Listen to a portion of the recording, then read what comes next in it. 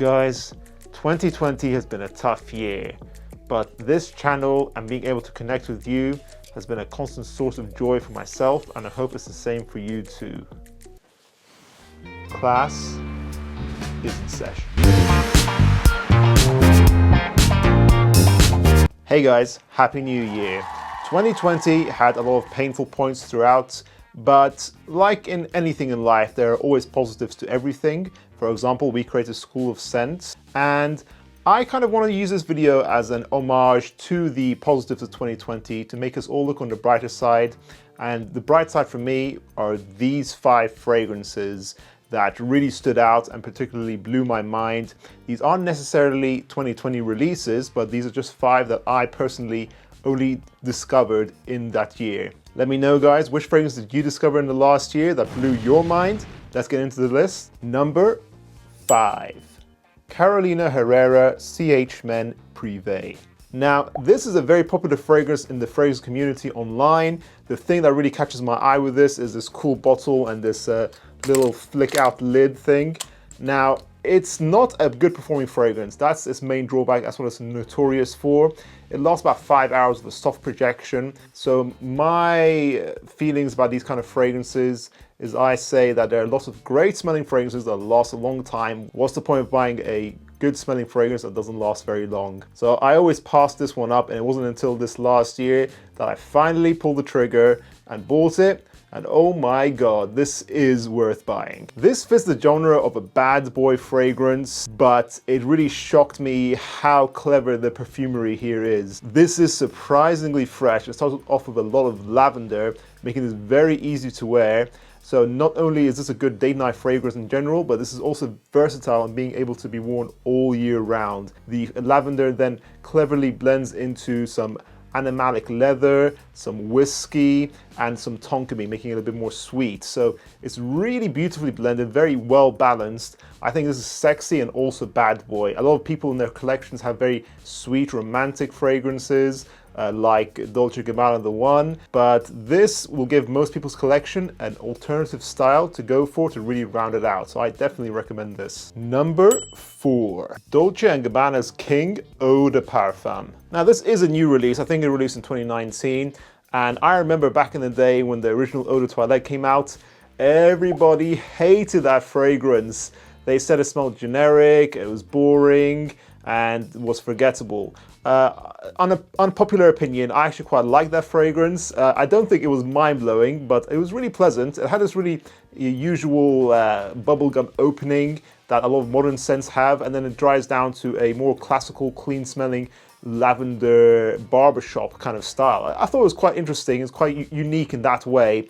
I didn't buy it, but then everyone said online that the new Eau de Parfum was an improvement, and I 100% agree with that. This essentially takes that DNA but makes it more creative, unique, more intense. They've added a lot of citrus, fig, and pimento pepper, which is a type of chili pepper. So if that doesn't intrigue you, I don't know what will. This also has excellent performance, about 10 hours of moderate projection. Overall, I say this is a summer fragrance, but it also works well as a daily school scent. It smells very youthful, pleasant. I think this is a very solid release. There's not really any faults with this fragrance at all. So it's worth checking out, King Eau de Parfum. By the way, guys, those are the only designer fragrances on this list. These next 3 are going to be niche. We're going into the big boy territory now. Number 3. Aqua de Parma Colonia Oud. This shocked me just by how clever it uses oud in the scent profile here.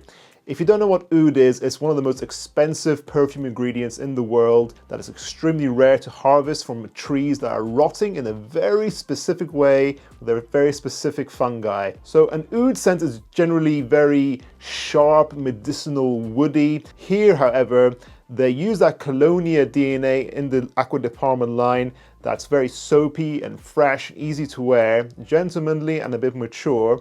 And then they add an oud here, which smells a little bit juicy, in my opinion. It's kind of strange, and the notes don't describe it, but I think this smells a little bit aquatic. It's very, very unique. It smells like a soapy, aquatic oud scent. I think the best thing about this is how balanced this is. It just smells like a very perfectly balanced fragrance you can wear all year round, which is very rare for an oud scent. So I recommend this to somebody who wants a very memorable, signature fragrance. I'd say you have to be about 21 or over to rock this and dress well. Moderate amount of projection for 12 hours. Our first niche on this list, Aqua de Parma's Colonia Oud. Guys, if you're enjoying the video, make sure you subscribe and hit the notification bell. I want to ask you, which fragrance disappointed you the most in 2020? You'll see my answer to this question when I'm talking about the number 1 on this list. Now on to number 2. Parfums de Marly's Carlisle. In my opinion, Parfums de Marly's is one of the greatest niche brands out there, period. It's one of the good beginner ones to go into. And generally, when you start off with this brand, people buy Layton, which for me is a 10 out of 10 fragrance. However, I think this slightly edges it out. Layton I always describe as a powdery apple pie fragrance. Carlisle is also apple pie, but it's a lot darker apple pie. Imagine if Layton was Superman, the very safe jack of all trades fragrance, then this would be Batman, the rival that everyone still loves for how mysterious, alluring it is. This takes the apple pie, still powdery fresh, but darkens it a lot with spices like nutmeg and patchouli, which is a very dark green earthy leaf. It smells a little bit less safe than Layton, and it's a little bit more mature, but once you start to appreciate this has a lot of layers to it. It's very beautiful perfumery with a lot of depth and complexity. This has a very high price tag, so I will recommend that you get a sample online first. Number 1.